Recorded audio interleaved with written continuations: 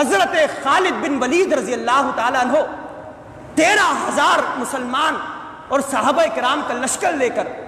مسیلمہ کذاب سے مقابلے کے لیے جاتے ہیں، اس کے ساتھ جنگ کے لیے جاتے ہیں۔ 13,000 کا لشکر ہے، مد مقابل 60,000 کا ایک بڑا لشکر ہے، اسلحوں سے لیس ہے اور پوری قوت و طاقت سے۔ اور حضرت خالد بن ولید رضی اللہ تعالیٰ عنہ مسیلمہ کذاب کے سامنے 2 مطالبات پیش کرتے ہیں،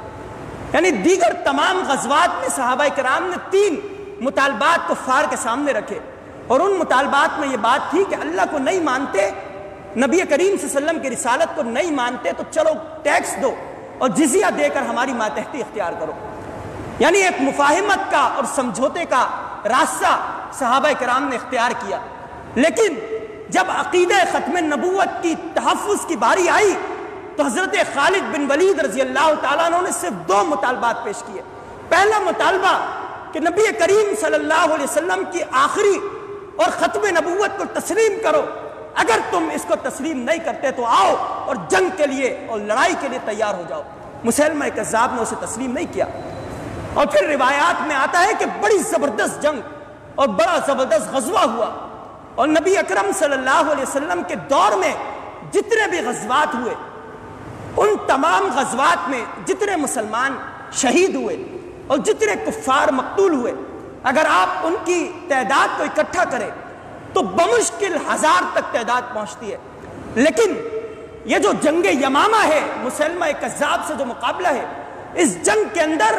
1200 صحابہ کرام نے اپنی جانوں کے نذرانے پیش کیے اور جام شہادت نوش کیا، صرف اور صرف نبی کریم صلی اللہ علیہ وسلم کے دفاع کے لیے اور آپ کی ختم نبوت کی حفاظت کے لیے۔ ان 1200 صحابہ کرام میں 700 صحابہ حفاظ صحابہ کرام تھے جن کو سینوں کے اندر قرآن کریم محفوظ تھا۔ 70 صحابہ کرام وہ تھے کہ جو غزوہ بدر کے اندر شریک ہوئے تھے اور بدری صحابہ اور کبار صحابہ کے اندر ان کا شمار ہوتا تھا۔ تقریباً 1200 صحابہ کرام نے اپنی جانیں پیش کی، اپنی جانیں لٹائی اور نبی اکرم صلی اللہ علیہ وسلم کی ذات کی حفاظت کی۔ اور پھر واقعات میں آتا ہے کہ 21,000 کا ایک لشکر مسیلمہ کذاب کا وہ جہنم واسر ہوا، 21,000 افراد۔ مسیلمہ نے جب یہ بات دیکھی کہ اب اس کا آخری وقت آ چکا ہے اور وہ شکست ہو رہی ہے، تو وہ ایک قلعے کے اندر گیا اور دروازہ اندر سے بند کر لیا،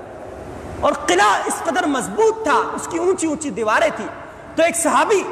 حضرت زید بن قیس رضی اللہ تعالیٰ عنہ حضرت خالد بن ولید رضی اللہ عنہ کے پاس آئے اور کہا کہ میرے لیے کسی سیڑھی کا بندوبست کرے،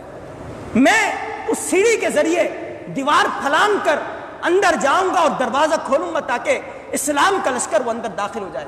حضرت زید رضی اللہ تعالیٰ عنہ کے لیے سیڑھی لائی گئی، وہ دیوار پھلانگ کر اندر گئے۔ وہاں پر جو مسیلمہ کے کارندے موجود تھے انہوں نے حضرت زید رضی اللہ تعالیٰ عنہ کو دروازے تک پہنچنے سے پہلے